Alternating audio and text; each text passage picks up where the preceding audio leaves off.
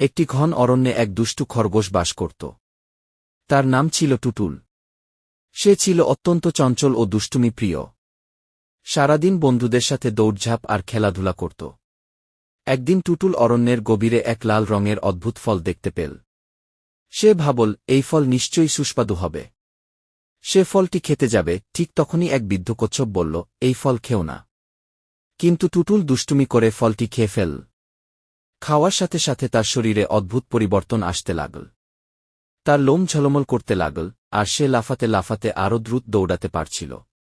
টুটুল বুঝতে পারল, এই লাল ফল খেয়ে সে অতিমানবীয় শক্তি পেয়েছে।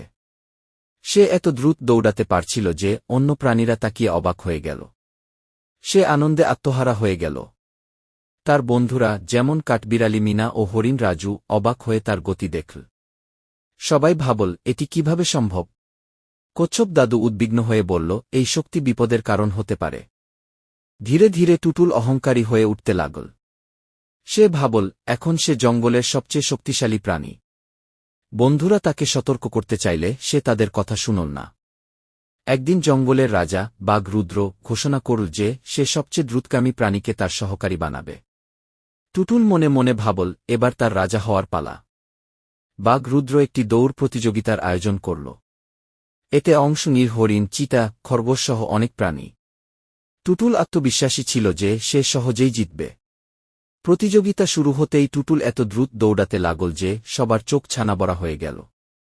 কিন্তু কিছুক্ষণ পর তার পায়ে ব্যথা অনুভব হল। হঠাৎ সে অনুভব করল তার গতি কমে যাচ্ছে।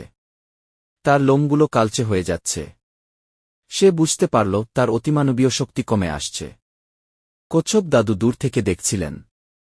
তিনি বললেন, আমি তোমাকে সাবধান করেছিলাম। এই ফলের শক্তি সাময়িক, কিন্তু এর মূল্য দিতে হয়। টুটুল দৌড় শেষ করতে পারল না। সে ক্লান্ত হয়ে পড়ল এবং প্রতিযোগিতায় হেরে গেল। হরিণ রাজু প্রথম হল। সবাই টুটুলকে নিয়ে হাসাহাসি করল। টুটুলের মন খারাপ হয়ে গেল। সে বুঝতে পারল অহংকার ও অতি আত্মবিশ্বাস তাকে ডুবিয়েছে। সে কষ্ট পেতে লাগল এবং তার বন্ধুদের কাছ থেকে লুকিয়ে থাকল। তবে তার বন্ধুরা তাকে ছেড়ে যায়নি। তারা এসে তাকে সান্ত্বনা দিল। মিনা বলল, আমরা সবাই ভুল করি, কিন্তু তার থেকে শিক্ষা নেওয়াটাই বড় কথা। কচ্ছপ দাদু বললেন, প্রকৃতির নিয়ম ভাঙতে নেই।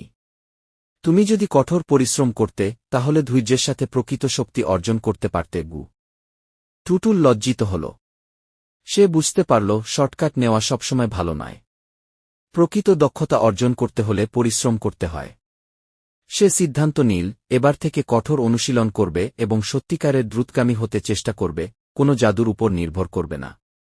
সে প্রতিদিন সকাল থেকে সন্ধ্যা পর্যন্ত অনুশীলন করতে লাগল।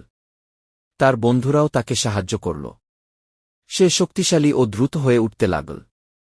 অবশেষে এক নতুন প্রতিযোগিতায় সে অংশ নিল। এবার কোনো জাদুর সাহায্য ছাড়াই সে প্রথম হল। সবাই তাকে অভিনন্দন জানাল। টুটুল শিখল, প্রকৃত সাফল্যের জন্য শর্টকাট নয়, পরিশ্রম আর ধৈর্যই আসল। সে তার ভুল বুঝতে পেরে প্রকৃতির নিয়ম মেনে চলার সিদ্ধান্ত নিল।